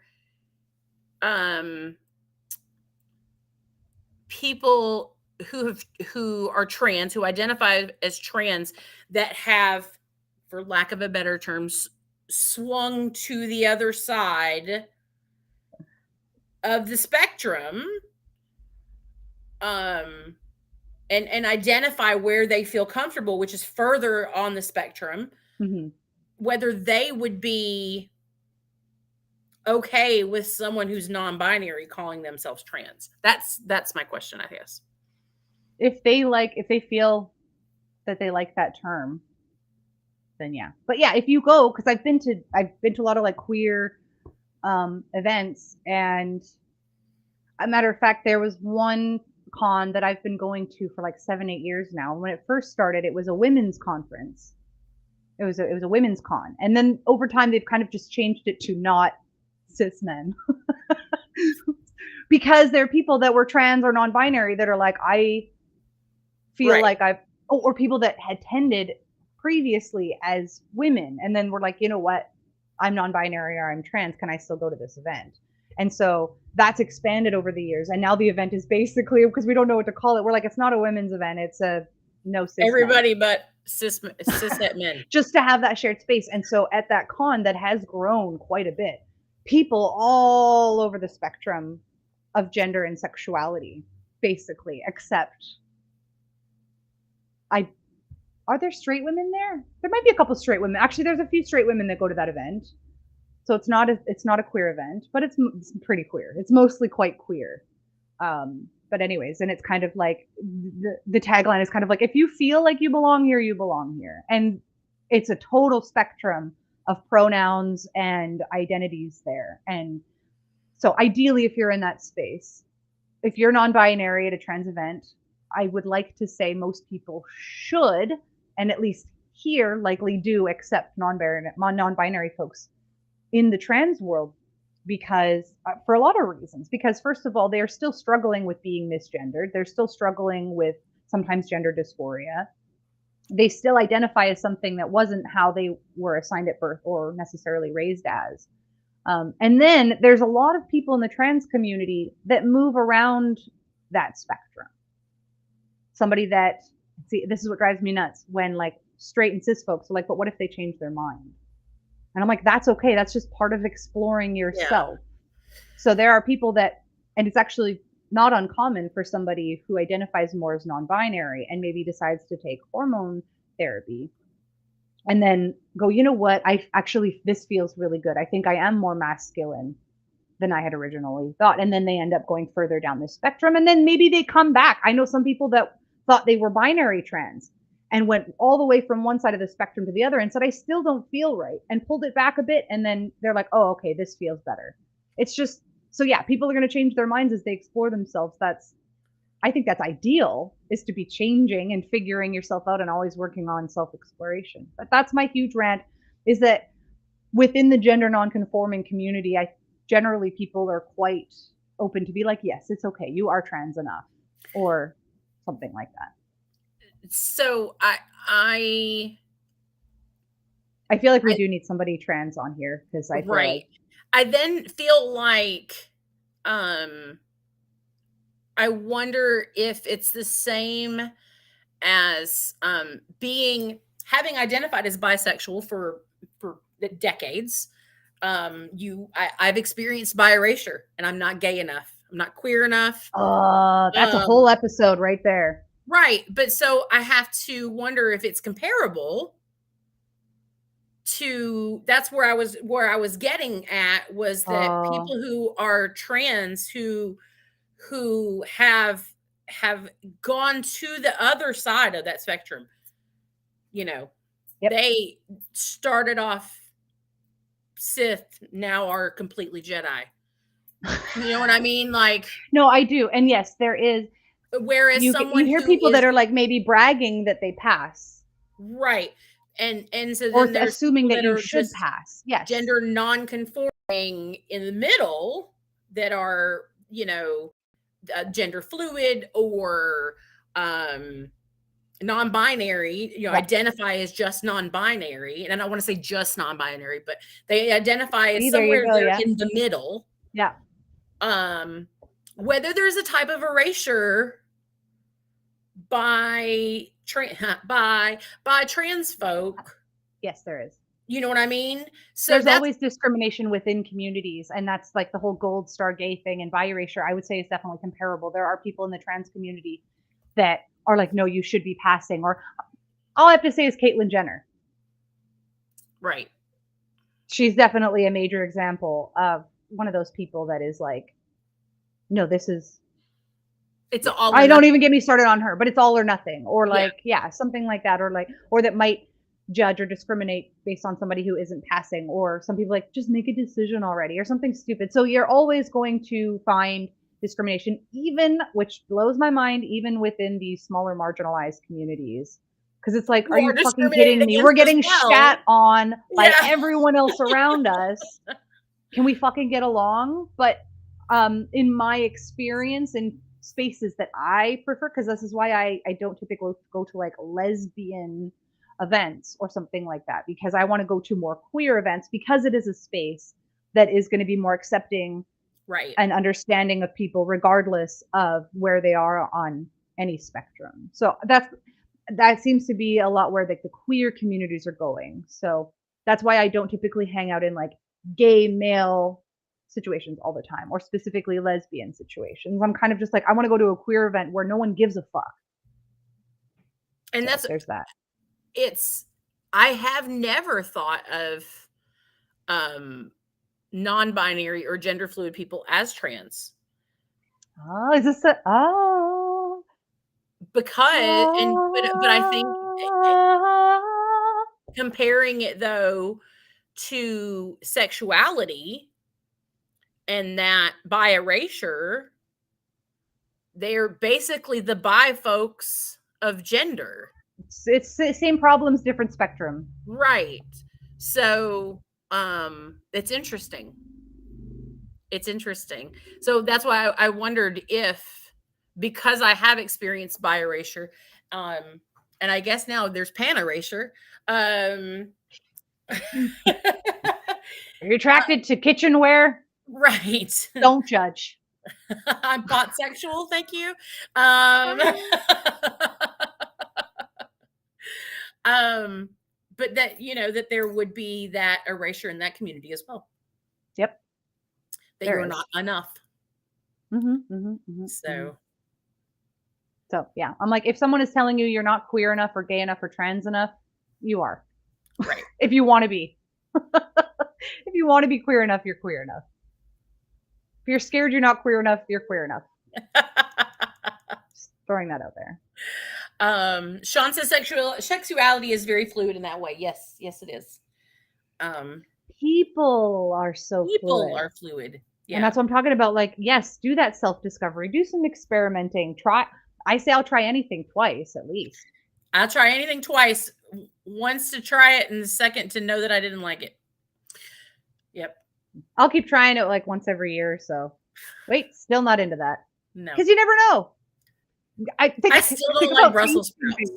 How long did it take? And now I like olives. I hated olives forever. And slowly, and now I feel like, even now, it's like only a certain kind of olive at first. I was like, I'm okay with it in things, but I wouldn't eat them by themselves. And now I'm like, oh, actually, this is kind of good, but not that kind of olive. It's slowly expanding. My love for olives is kind of slowly expanding. See, it's something I've always wanted to like is olives, and I just can't. I haven't been able to yet. Olives is now on my list. And the only other thing was mushrooms. I love mushrooms. I wish I liked mushrooms, because like when people talk about fried mushrooms on a burger, on a steak, I'm like, I feel like if I liked mushrooms, that sounds really appetizing, but I don't like mushrooms. Sauteed mushrooms. Oh, I wish I liked that, because that sounds like it would be really good. People that like it love it. Sauteed mushrooms on a steak. So there are times when it's like, even if you want to be gay, that doesn't necessarily make you gay. I wish I kind of liked mushrooms, but I don't. I keep trying them now and then, and I'm like, nah.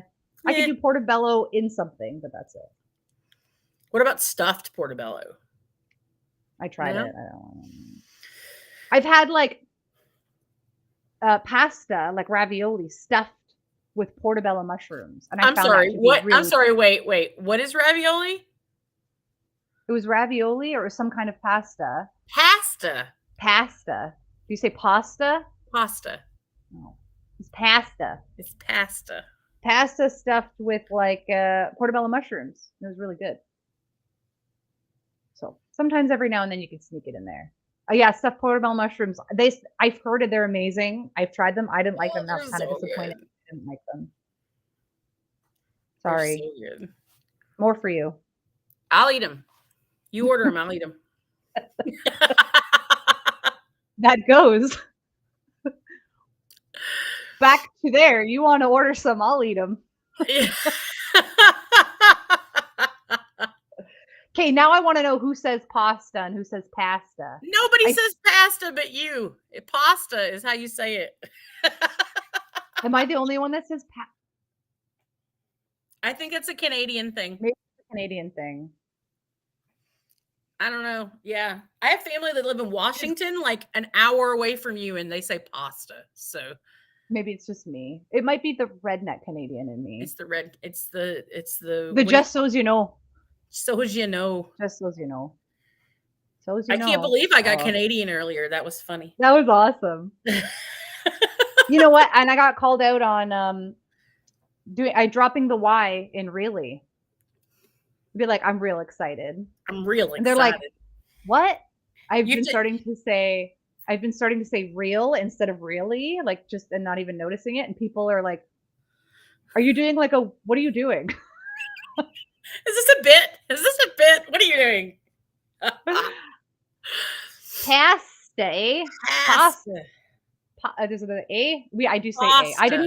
I didn't think I said A until I started traveling to the States, and everyone pointed it out, and now I know I do say it. My kids say it every now and then too. I caught them and I was like, hey. Something that Robin says that she never realizes she says is so's you know, too. So's you know. I didn't think I said that. And I'm like, oh, that's my grandmother talking. Yeah. Just so's you know. I love my grandma. Just so's you know. That I feel like that's, and this actually is a whole other conversation. We got to wrap it up, but no. Yeah. That's the lower income white trash Canadian, just so's you know. That's the Trailer Park Boys. The Trailer Park Boys thing. Oh, here's a Canadian question for Robin. Do you like hockey?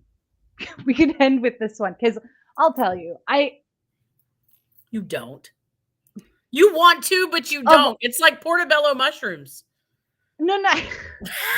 I'm not like, I couldn't tell you what's going on necessarily, and I'm not like, oh, I gotta watch the game tonight. But if it's on, you'll watch it? If it's with other people, and I've watched it with my kids. I do enjoy watching hockey. I do enjoy going to hockey games because I do like the camaraderie and the atmosphere of like watching, but I would not call myself a hockey fan. Sorry, other Canadians, because I wouldn't call myself, I'm not a big hockey fan. But because I'm also not a sports person. You don't like the sports ball? I'm not a huge fan of sport. But of all of the sports that exist, I can watch hockey and I can know what's going on. I know what the rules are, and if like certain calls are made, I know what's going on. I know, so I know how to watch hockey, and I do enjoy watching it. I played roller hockey a little bit growing up. And of course, you like the Wayne's World thing. I definitely did the roller hockey on the street when you go car and you got to get your net. And so roller hockey, we just call that street hockey down here. It's just street hockey. Oh, okay. And then there's hockey, which is just ice hockey. Yeah. And we don't have, like I'm sure that you all have, like in high school, you have ice hockey teams. Yeah, we had a hockey team at our high school. Yeah, and we don't. We actually here in Georgia have just recently started having lacrosse teams. Oh, cool. We had lacrosse. Which just seems snooty to me. Like it's funnily enough, we had all the sports at my high school. We did not have American football.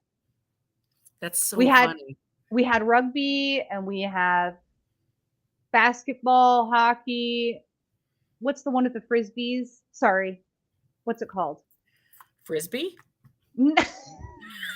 I'm so butchering. I hope I didn't offend anyone. There's one where you disc golf. Disc golf. Disc golf with the frisbees, and you like throw them into it's like golf but with frisbees. There's another word I'm looking for. I can't recall. It's apparently quite violent too, like rugby. I don't know. See, that's how much I know about sports. And lacrosse, lacrosse is the Canadian national sport. Really? It's not actually hockey. Russia has hockey. But the Canadian official is very colonized, whatever. We didn't have lacrosse. Is lacrosse. So we grew up learning lacrosse in school, and it is hard and it's fun. But yeah. I played roller hockey growing up, but someone says pulls out notepad, no sports balls for Robin. Yeah, I'm not a sports person, but I can watch a hockey game, I can understand, and I can enjoy it. That was a really long answer. All right, we got to wrap it up, y'all. I got real work to do. I don't usually date hockey players. Date musicians. They're good with their hands and they got good rhythm. I don't usually date sports ball people either, now that I think about it. I've dated some rugby players. I don't think I've ever dated a hockey player. I've dated people that were really into hockey. I've not. Have you ever dated like a hardcore sports fan of any kind? Like not hockey, but I had a boyfriend who was like obsessed with hockey. Have you met my nesting partner? Oh, right. Okay, never mind. I'm a far more musicianist than hockey. Yeah. Musicians, you got to have sex with musicians. They're really good. It's a rhythm thing. It's rhythm, and it's like understanding musicality and flow. The flow. The flow of music, like bringing things up and bringing things back down. Crescendos. And timing. Yeah. And also, I have to say, drummers have great rhythm. Damn. And anyone that plays like a string Bass. or fingering, Bass. an instrument that involves fingering, you're gonna be real good with the fingers. I'll tell you what. I like bass players. Bass players and guitar players. You need some good, maybe date a DJ. Okay. They'll be good. They'll be good at certain things. I'm gonna have to ask my partner that lives in New Mexico if that helps him at all, being a DJ, a former DJ. Your hands are not as likely to get tired, you know, well, when I say fingering, musicians know what I'm talking about. When you have to work on your fingering, which always makes me giggle.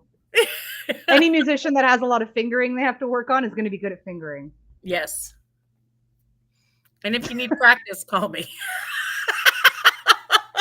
Everyone's going to be like, I need to take up a musical instrument. People are Googling what instruments require fingering practice. Yes. I'm going to fucking Google that just for 1 second. I want to see what comes up.